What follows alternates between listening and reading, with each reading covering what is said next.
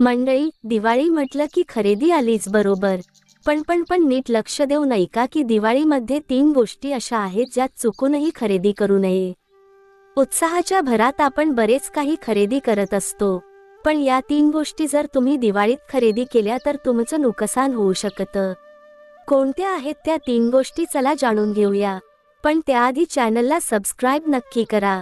मंडळी, तुमच्यापैकी 70% लोकांनी अजून चॅनलला सबस्क्राईब केलेलं नाही, म्हणून ही छोटीशी प्रेमळ विनंती. चला आता वळूयात त्या 3 गोष्टींकडे. दिवाळी म्हटलं की वेगवेगळ्या वस्तूंची खरेदी तर ठरलेलीच. शॉपिंग न संपणारी गोष्ट.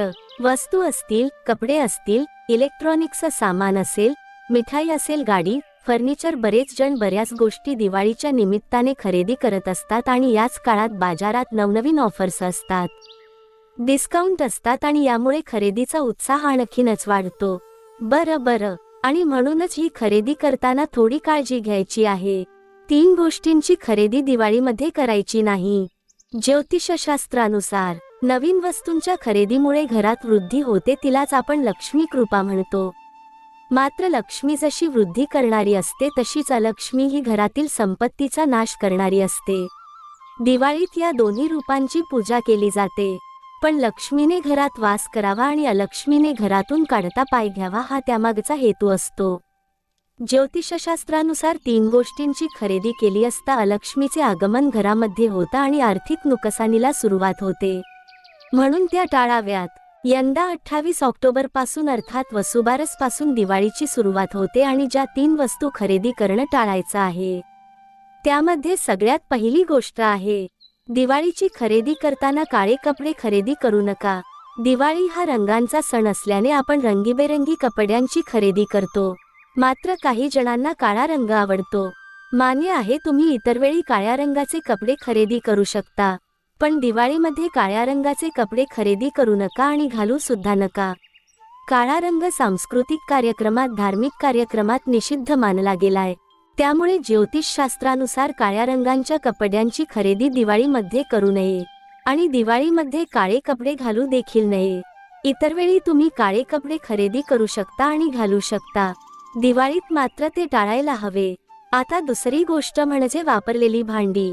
अनेकांना आठवडा बाजारातून किंवा ठराविक दुकानांमधून कमीत कमी किंमतीत मिळणाऱ्या तांब्या पितळेची भांडी आणून वापरायला आवडतात.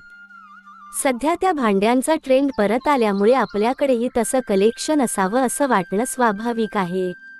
मात्र स्वस्त दरात मिळणारी ही भांडी वापरलेली असू शकतात. वापरलेल्या भांड्यांचे बरोबर नकारात्मक ऊर्जा आपल्या घरात येऊ शकते, म्हणून निदान दिवाळीत तरी हा मोह टाळावा. तिसरी महत्त्वाची गोष्ट म्हणजे धारदार वस्तू. दिवाळी हा प्रेमाचा ऋणानुबंध दृढ करणारा सण आहे, त्यामुळे या कालावधीत धारदार वस्तूंची खरेदी सुद्धा टाळावीत. यासाठी दसऱ्याला शस्त्रपूजन करून घेतलं जातं, दिवाळीत मात्र लक्ष्मीपूजन करायचं असतं, म्हणून कात्री, सुरी, मिक्सर यांची खरेदी दिवाळीत करू नये, शक्यतो टाळावी. त्याचबरोबर दिवाळी आधी काही गोष्टी तुमच्या घरातून बाहेर काढा आणि त्या गोष्टींमध्ये तुमचे जुने कपडे असतील जे तुम्ही वापरत नाही किंवा जे तुम्हाला देता येत नाहीत.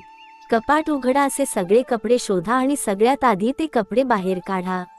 त्याचबरोबर जुने मासिक, रद्दी, पेपर, माळ्यावर पडलेले भंगार सामान, जे कोपऱ्यात न लागणारं सामान पडलं आहे किंवा कधीतरी लागेल म्हणून आपण ठेवलं पण 10-15 वर्ष झाले ते लागलच नाही, पण तरीसुद्धा आपल्याला एक आशा आहे की हे सामान कधीतरी उपयोगी येईल, असं सगळं सामान काढा आणि ते भंगारमध्ये द्या, कारण इतके दिवस त्याचा उपयोग झाला नाही तर पुढे काय उपयोग होणार आहे.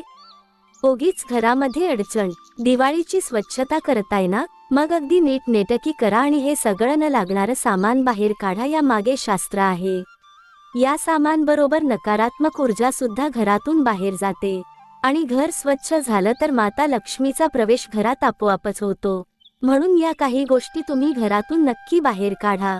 त्याचबरोबर तुमच्याकडे जुने मोबाईल्स आहेत का, जे वापरात नाहीयेत, आता पण पडलेत, किंवा काही असे गॅजेट्स, इलेक्ट्रॉनिक गॅजेट्स जे थोडेसे खराब झालेत किंवा ते तुम्ही वापरत नाहीये, काही वायर्स आहेत, या सगळ्या नकारात्मक ऊर्जा वाढवणाऱ्या गोष्टी आहेत.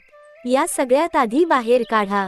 घरातली ती जागा मोकळी करा, रिकामी करा आणि मग बघा त्या घरामध्ये तुम्हाला श्वास घ्यायला सुद्धा किती मोकळं आणि छान वाटेल.